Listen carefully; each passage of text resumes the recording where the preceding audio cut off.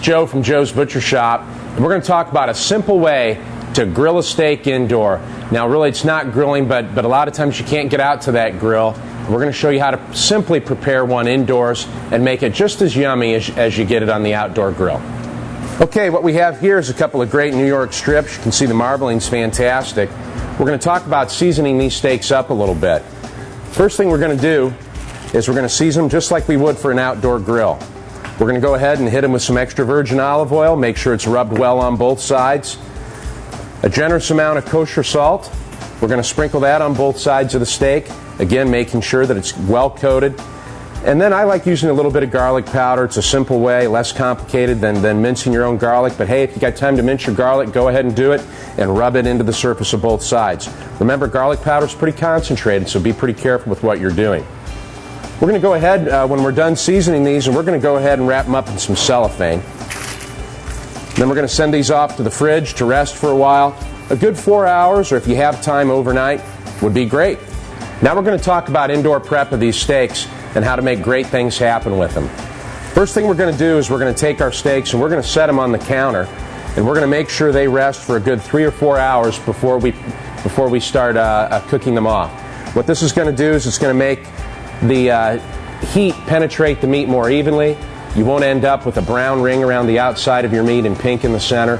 It's an overall better way of cooking your steaks. Don't worry about any bacterial action here.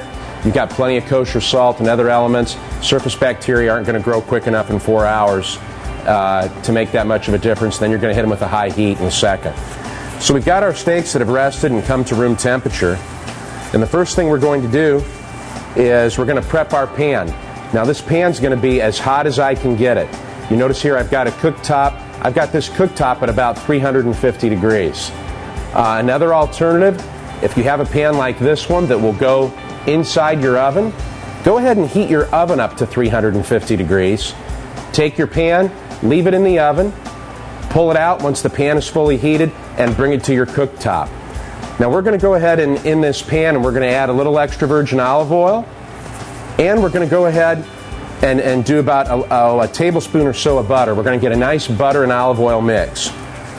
First thing we're going to do is we're going to drop them right in this pan. Now you're going to get a heck of a lot of smoke, folks, and that's what we want. Make sure your vent's on.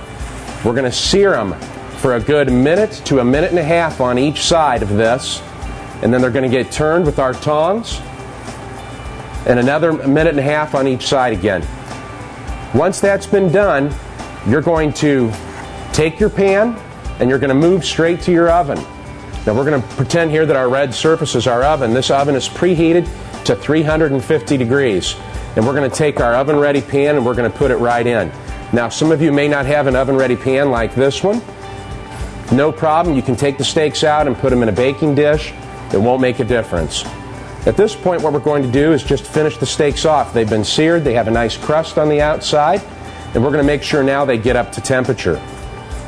350 degrees for what will be a surprisingly short amount of time. A lot of times maybe in that 4 to 5 minute range at all. You don't have to turn them over. If you want to make sure they're absolutely done, grab a thermometer probe, hit your steak with it. What we're trying to hit is about 125 degrees. Once it hits that 125 degree mark, or from a timing perspective, about 4 to 5 minutes, you're going to pull them out of the oven.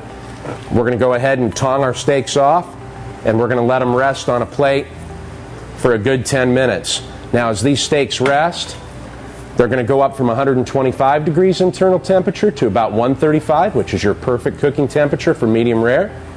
Thanks, and enjoy these great indoor steaks.